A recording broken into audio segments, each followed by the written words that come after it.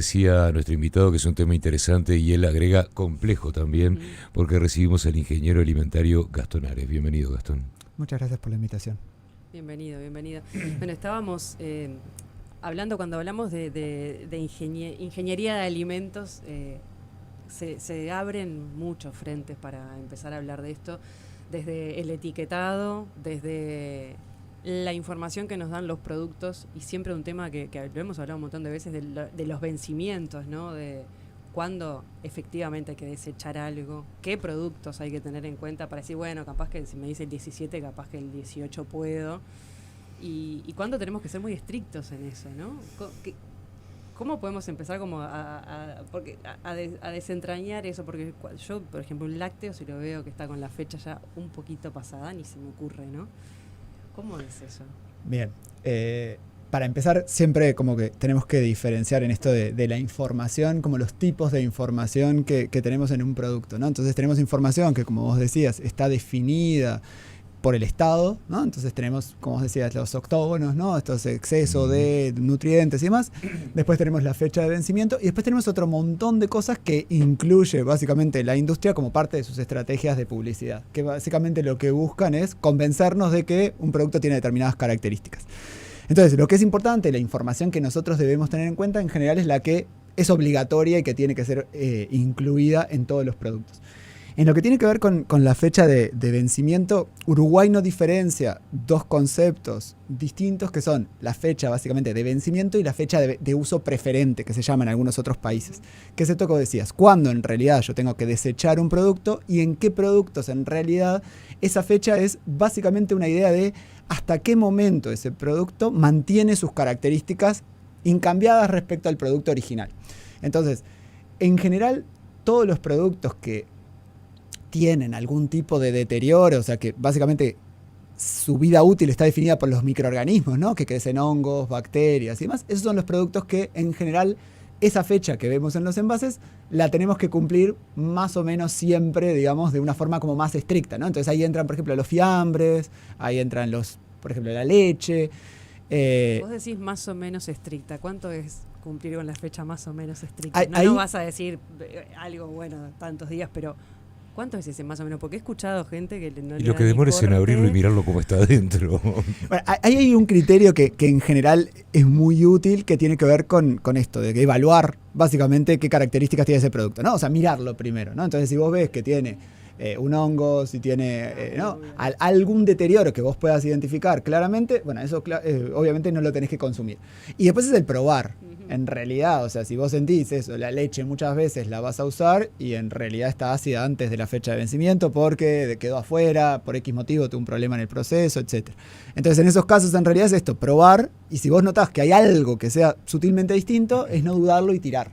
En general, con ese pequeño probar, o sea, tampoco es que tengas un riesgo, digamos, muy importante para tu salud. En realidad, la mayoría de esos productos tienen como un cierto margen, ¿no? Entonces, en realidad, si está 1 o 2 días, no pasa nada. Y hay algunos productos donde ese margen es más grande. Entonces, vos decís los lácteos. Bueno, un yogur en general, por básicamente el tipo de producto, porque tiene unos microorganismos, es un producto ácido, etcétera.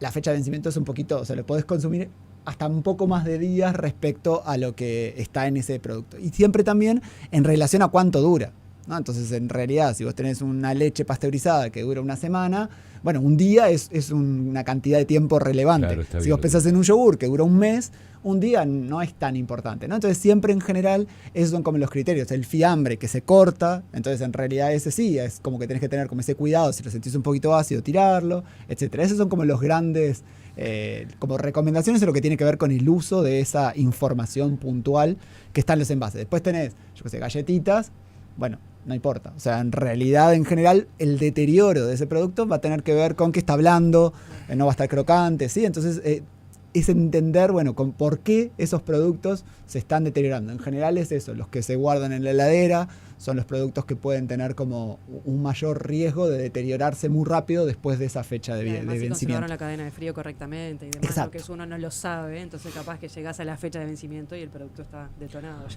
Hay una cultura acá instalada por parte del consumidor de vigilar la fecha de vencimiento de lo que compra, porque una cosa, viste que son dos instancias diferentes.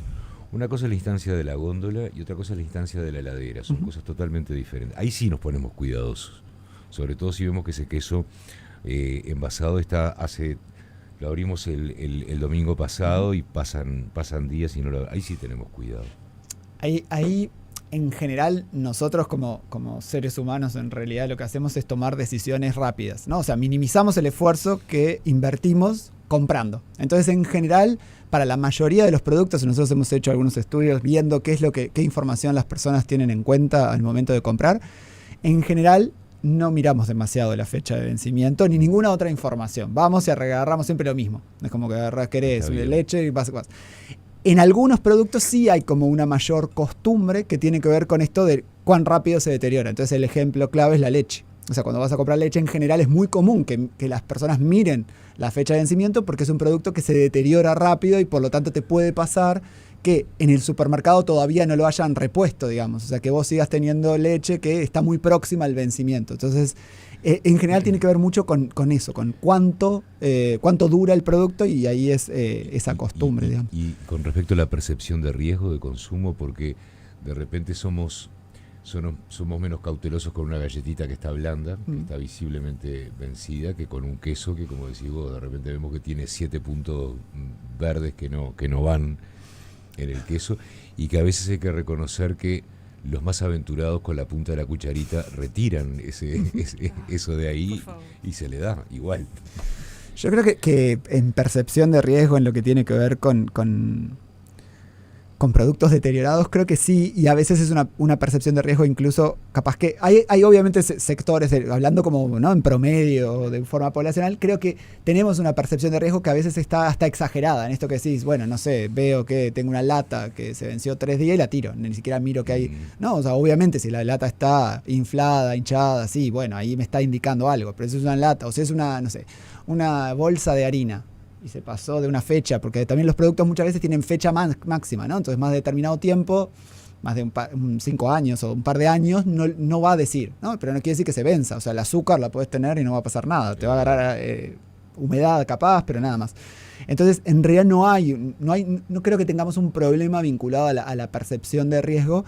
Y también pensando en digamos, los controles que existen en Uruguay. Uruguay es un país donde tenemos como una serie de controles bromatológicos, digamos, sobre la calidad de los productos que funciona muy bien y donde la gran mayoría del sector de elaboración de alimentos es formal, ¿no? Entonces, en realidad eso también ayuda a que esos riesgos no sean de los riesgos más relevantes o que no tengamos tanto problema vinculado a intoxicaciones o infecciones alimentarias, básicamente. Después, Gastón, en lo que tiene que ver con la información, a partir de la colocación de los octógonos, por lo menos eso algo ha cumplido ese rol de advertencia, de decir, bueno, esto no lo agarro, exceso de grasas saturadas, exceso de azúcar, sodio. ¿Qué tanto sabemos leer esa información o qué tanto corte vos percibís que le damos a eso?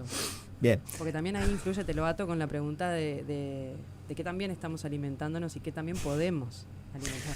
Bien, y ahí volvemos a la complejidad del tema, ¿no? O sea, en realidad el problema que tenemos y como sociedad, y en realidad eso es algo que se ve a nivel mundial, es que de cierta forma fuimos reemplazando la preparación de alimentos en nuestra casa a partir de los alimentos naturales, carne, fruta, verdura, harina, etcétera, por alimentos que ya están industrializados y que están como listos para consumir, ¿no? Lo que llamamos muchas veces ultraprocesados, ¿no? O sea, estos productos, no sé, las galletitas, el alfajor, el refresco, etcétera. Entonces, en realidad, cuando nosotros hacemos como ese cambio, en realidad empezamos a perder el control de lo que estamos comiendo, porque en realidad cuando vos elegís un producto que ya alguien más elaboró, no sabés ni cuánta sal agregó, ni cuánta azúcar, ni qué ingredientes se usaron más allá de lo que vos podés pensar como obvio, ¿no?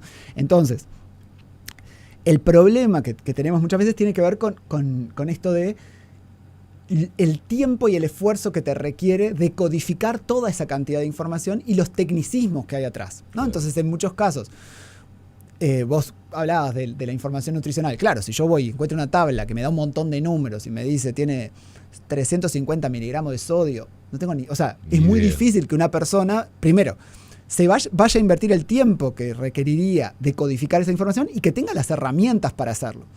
Entonces ahí es donde aparece, de cierta forma, la política pública tratando de ayudar a las personas. Y es decir, bueno, en realidad no puedo pretender que cualquier persona tenga que pasar, no sé, 5 minutos comparando productos para saber qué tiene sal o qué tiene azúcar. Pensemos en una persona que tiene hipertensión, pensemos en una persona que tiene diabetes, que realmente necesitan evitar determinado tipo de productos. No podemos pretender que la forma de tomar decisiones informadas sea invirtiendo todo ese tiempo, todo ese esfuerzo y demás. Entonces ahí es que aparecen, bueno, estos octógonos, digamos, que por lo menos son un primer filtro en el sentido de decir, bueno, en realidad me está indicando que nutrientes de los que sabemos que no son buenos para la salud están ahí presentes. Entonces, eso sí, digamos, sabemos que ayuda a las personas, sabemos que los datos que hay en Uruguay hablan de que 6 de cada 10 los usan para decidir qué comen, ¿no? O que en algún momento lo tuvieron en cuenta, lo cual desde el punto de vista, digamos, de salud pública es un número muy bueno.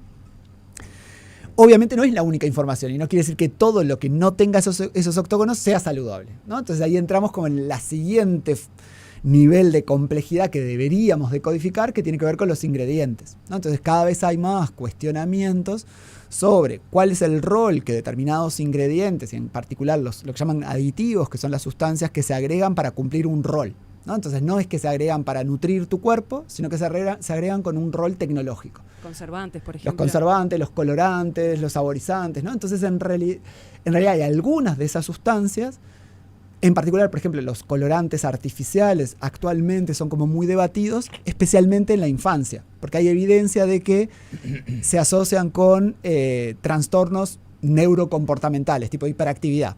Entonces, en realidad, hay estudios que muestran que niños y niñas, cuando consumen frecuentemente colorantes artificiales, ¿dónde están? En cualquier golosina destinada a niños, ¿no? O sea, si uno piensa qué productos se destinan a niños, la gomita, el caramelo. Entonces, esos aditivos, hay cada vez más evidencia y de hecho Estados Unidos, por ejemplo, está repensando si se siguen autorizando o si hay algún cambio, ¿no? Entonces, en realidad, ¿cuál es la gran idea? Bueno, si vos vas a un producto, vas a ver que dice colorantes en la lista de ingredientes.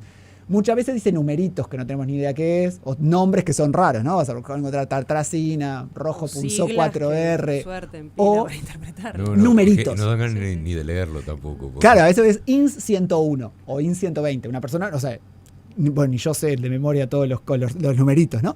Pero en realidad lo que, como de cierta forma, lo que deberíamos entender, y es como una parte como de la conceptualización de cómo abordamos esto es, bueno, especialmente si pensamos en niñas y niñas, no te deberían consumir productos que están con, o sea, una gomita con un colorante porque sí, o sea, ¿qué le está aportando? Nada, ¿no? O sea, en realidad, ¿para qué necesitamos ese producto? Pero vos lo sabés muy bien como ingeniero alimentario que sos, que hay todo un diseño también de todo esto para hacerlo atractivo de alguna manera y además, más allá del consumo, hay todo una cultura que tiene que ver con el premio, con esto, con lo otro, que bueno, que a vos te dan una gomita rosada que pero se puede limitar también. Obvio que se puede limitar, pero hay un tema cultural con el claro, y ahí sí, me imagino que sí, ¿no? Ahí lo que está bueno pensar, o sea, no lo tengan al alcance de la mano todos los días. Pero ahí creo que lo que está bueno pensar es esto, o sea, que los alimentos son parte de la gratificación y del placer, estamos todos de acuerdo, y en realidad es parte del rol de los alimentos en la vida del ser humano, ¿no?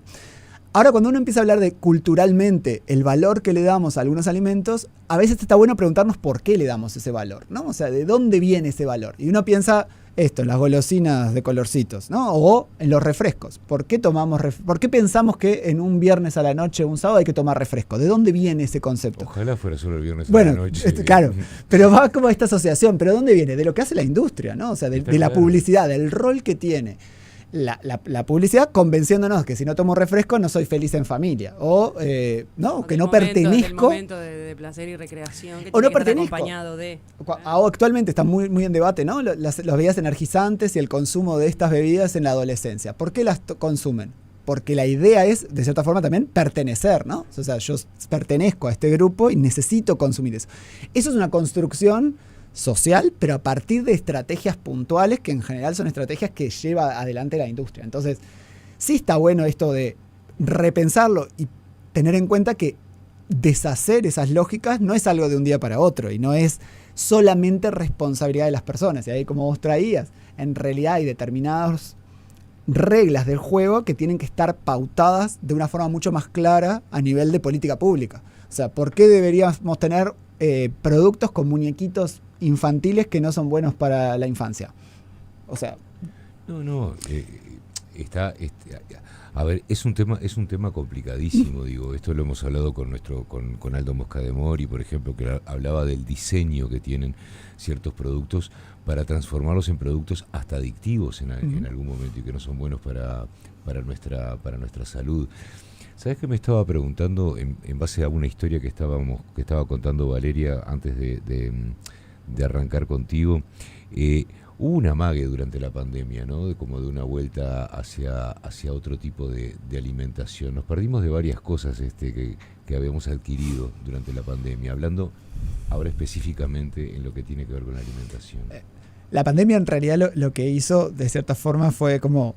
Tuvo dos efectos que lo que agrandó fue las inequidades, ¿no? Entonces, en realidad, tuvimos un sector de la población golpeado desde el punto de vista económico, donde obviamente generó un montón de efectos negativos, y después tenemos a los sectores como, ¿no? Donde estamos todos nosotros, digamos, nosotros, donde en realidad somos privilegiados en el sentido de que tenemos un poder adquisitivo que nos permite tomar decisiones, y la pandemia lo que generó es, en general, aumento del tiempo disponible, ¿no? Entonces, claro, nosotros hicimos algunos estudios ahí, lo que mostraban es que muchas personas destinaran mucho más tiempo a la preparación de alimentos en su casa, a compartir en familia, no se salía tanto, no ibas tanto a comprar al súper, ¿no? Entonces, en realidad, eso fue para ciertos sectores, y eso se vio en casi todos los países donde hay estudios sobre esto.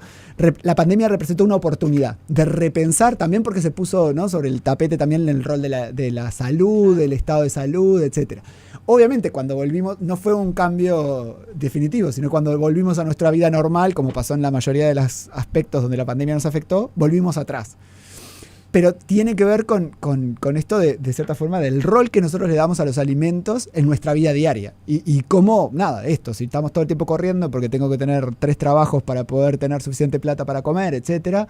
Obvio, bueno, ¿cuál es el rol que le puedo dar? ¿Cuánto tiempo le puedo destinar? Entonces ahí va como a esta complejidad que cada vez se discute más, que es para entender y para lograr mejorar la forma en la que comemos. No es solamente decirle a la gente come fruta, come verdura y no comas esto, sino que en realidad lo tenemos que mirar como de una forma integral, ¿no? Tenés que mirar, sí, cuáles son las prácticas comerciales, cuáles son estas asociaciones más vinculadas a lo cultural, y después en realidad un montón de aspectos que tienen que ver con nuestros ingresos, ¿no? Y con nuestra vida laboral y cómo compatibilizamos los cuidados en la familia, que la cocina no sea solamente de la mujer, ¿no? Entonces hay como muchísimos esfuerzos que tienen que ir en paralelo, que trascienden básicamente la alimentación, ¿no? Que tiene que ver con esto, con el mundo del trabajo, que tiene que ver con los salarios, que tienen que ver con los cuidados, con nuestras habilidades, que aprendemos en la escuela y en el liceo, ¿no? Aprendemos a cocinar y aprendemos todos igual, entonces está clarísimo. Bien complejo el repensar nuestro estilo de vida, de cierta forma. Exacto, y además Gastón estaba repasando una publicación de ustedes que la retoma La Diaria de marzo, donde plantea el concepto de desiertos de alimentos en algunos barrios de Montevideo. Claro, eso va más allá de lo que uno quiera hacer. Ahí entra lo que puedo hacer con lo que tengo, ¿no? Con lo que puedo darle de comer a mi familia, con lo que puedo comprar, y ahí, bueno, es otro paso más de otra complejidad más, ¿no? Y ahí, claro, lo que tiene que ver es esto. Cada vez más se habla como del rol de lo que llaman los entornos, que es básicamente esto de, bueno, dónde adquirimos los alimentos y cómo interactuamos con el lugar donde vivimos para comprar. Entonces, obviamente, si pensamos qué es lo que tenemos en cualquier lugar donde estemos en la ciudad, qué es lo que tenemos cerca seguro, es algún producto que no es saludable, ¿no? Seguro vamos a encontrar un kiosco, un mini super que vende, no sé, un refresco, un caramelo, un alfajor. Y después lo que empieza a pasar, y ese fue ese estudio que vos traías, en realidad es que en determinadas zonas de Montevideo en particular, la venta de alimentos está concentrada específicamente en pequeños almacenes, ¿no? Los almacenes de barrio que han ido, como en algunos barrios han ido desapareciendo, en otros se mantienen y son el sostén, digamos, de muchas familias. Pero en realidad la dificultad que tienen muchos de esos lugares es cómo acceden a comprar determinados alimentos, ¿no? Frutas, verduras. Entonces lo que empieza a pasar es que el precio al que venden los alimentos es muy caro. Entonces estás pensando en zonas donde la población tiene dificultades para acceder económicamente a los alimentos, a lo que se suma que los precios que tienen que acceder son más caros, por estas lógicas de dónde voy a comprar y voy a un mayorista. Entonces, y las lógicas de mercado en el sentido de, bueno, los contratos que generan los supermercados y el poder de negociación es mucho más fuerte que lo que puede hacer una familia que tiene un mini almacén, ¿no? Entonces ahí entramos de vuelta, ¿no? Como en esta complejidad de las lógicas que son las que nos permiten o no alimentarnos de una determinada forma. Teniendo en cuenta que este es un tema que hasta donde sabemos preocupa al Estado, el tema de la alimentación y sobre todo en algunos barrios, sería conveniente de alguna manera rever en qué categoría ponemos a este tipo de negocios enclavados en ciertos lugares también, como para ayudar a una mejor alimentación de las personas. Ahí lo que sé que es complicado lo que estoy planteando, sí. ¿No? Ahí lo que se plantea, y ahí hay como algunas experiencias a nivel internacional, en general son como dos estrategias distintas. Una son todas las que son como estrategias comunitarias de compra, ¿no? O sea, donde en realidad se nuclean las personas y acceden a mejores precios para comprar determinados alimentos. Y hay otras que es tratar de lograr, y ahí obviamente con incentivos estatales, lo que se llama como circuitos cortos, ¿no? O sea, en realidad, si yo quiero vender fruta, en lugar de ir a un mayorista que compra en la UAM y que tengo como muchos pasos ¿no? para llegar hasta el productor, es tratar de conectar directamente a estos puntos de venta más chiquitos directo con el productor, ¿no? O sea, entonces eso que hace es, de cierta forma, el precio que el comerciante tiene que pagar por el producto es más bajo y al que le pagan al productor es más alto, ¿no? Es un atajo comercial de alguna manera. Exacto.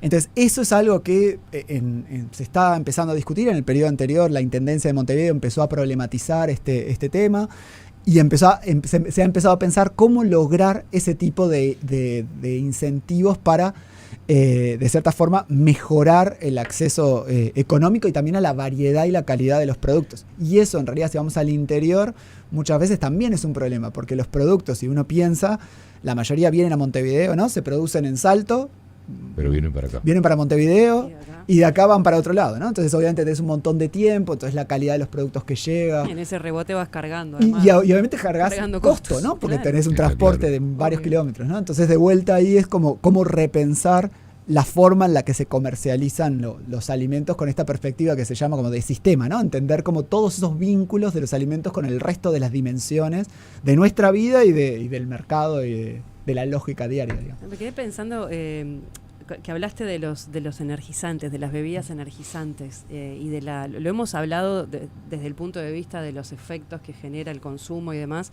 Lo hemos hablado con la gente de la Junta de Drogas para alertar obviamente del consumo, que no es inocuo y demás. Desde el punto de vista de la ingeniería de alimentos, mirando las bebidas energizantes, ¿cuáles son las alertas que se encienden? En realidad no necesariamente digamos que tiene que ver con la ingeniería de alimentos en sí misma, en el sentido de que las alertas tienen que ver con la composición, ¿no? Entonces ahí en realidad lo que tenés es esto, la cafeína y cuáles son los otros estimulantes, la taurina y algunas de las otras sustancias que tienen que ver con efectos negativos en la salud. Después tenés obviamente el azúcar, que en realidad es básicamente tiene la misma cantidad de azúcar que un refresco, entonces tenés ahí algunos problemas. Y después tenés estas otras sustancias, en algunos casos tenés algunos colorantes que es mejor evitar, especialmente en alguna etapa de la vida.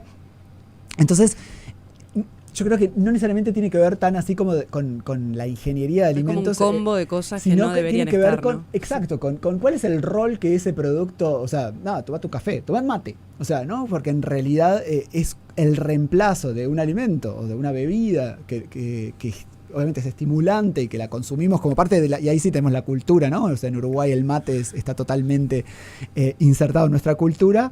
Y el reemplazo por un combo de una mezcla de básicamente de ingredientes y agua que en realidad se posiciona básicamente para vender, ¿no? O sea, en realidad no tienen otro rol y se posiciona de una forma sumamente agresiva desde el punto de vista comercial, destinado a la infancia y la adolescencia, ¿no? Entonces ahí son como las preguntas que surgen de cómo poder revertir ese tipo de situación vinculada al consumo. Ponerle un freno al consumo, ¿no? De alguna manera, tal cual.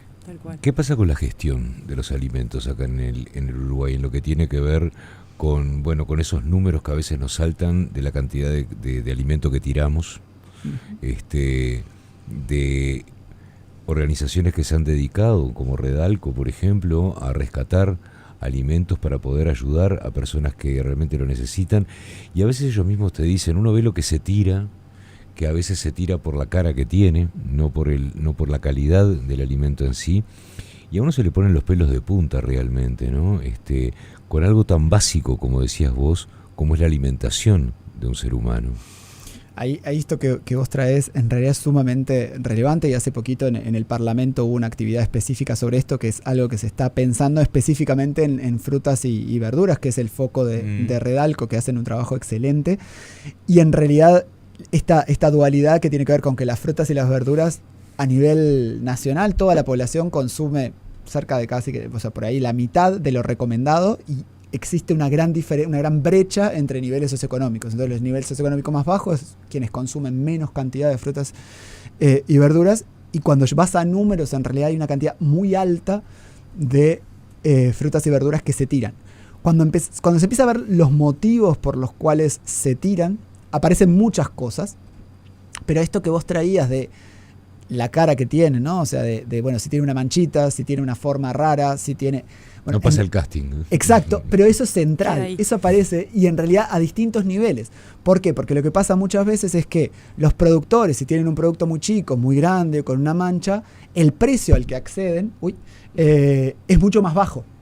Entonces muchas veces ni siquiera les conviene cosecharlo, pagar los costos de cosecha, porque el precio que van a recibir es muy bajo. Entonces muchas veces esos productos realmente quedan a nivel del campo y no se cosechan. Y ahí en realidad cuando pensamos en, bueno, ¿qué tendríamos que hacer? Y ahí de vuelta volvemos como a esta lógica, y nosotros justamente estamos en un proyecto sobre eso de ¿qué viene primero? Porque cuando vos hablás con quien vende, te dice, porque es lo que el consumidor quiere.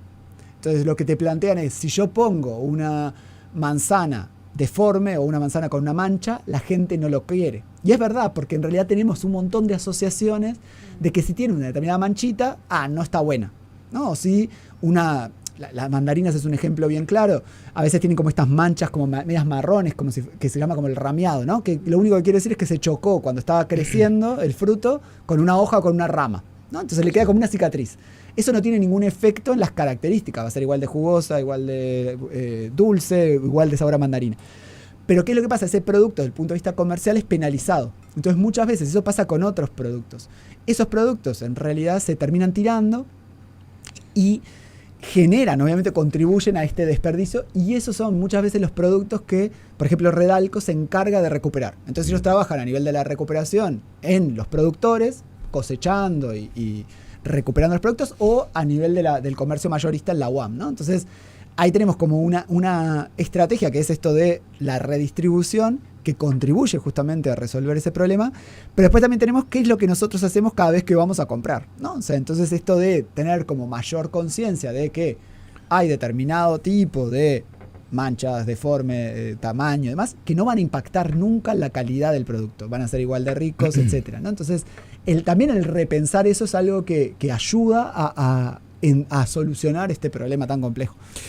En una época donde hablamos tanto de números y de estadísticas como esta que estamos viviendo, y teniendo en cuenta que todo lo que sistemáticamente se hace mal a nivel social le resulta caro al país, le sale plata, ¿qué tan caro es la mala alimentación, la mala gestión de la alimentación para un país?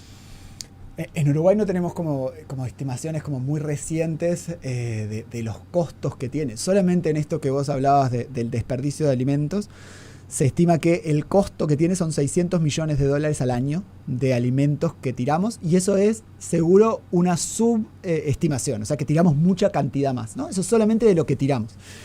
Y en lo que tiene que ver con los costos, en realidad, muchas veces lo que se trata de estimar, más allá del costo monetario, ¿no? de la atención de salud, etcétera, son de cierta forma los años de vida que perdemos, y no solamente que perdemos por morirnos antes de lo que podríamos, sino los años de vida de calidad que perdemos. Por eso la ¿no? salud de las personas. Entonces, en realidad eso también, lo que sí tenemos claro es que la alimentación, de cierta forma, es uno de los principales factores que contribuye a estos años de vida de calidad que estamos perdiendo, ¿no? Entonces, obviamente es un tema, digamos, central para abordarlo desde distintas aristas, esto que decíamos, la educación por un lado, sí, tenemos aspectos vinculados con la economía, con los salarios, con la regulación de los mercados y demás.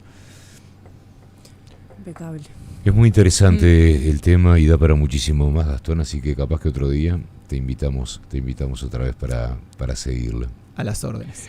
Era Gastón Ares, ingeniero alimentario, que pasaba por Viva la Tarde.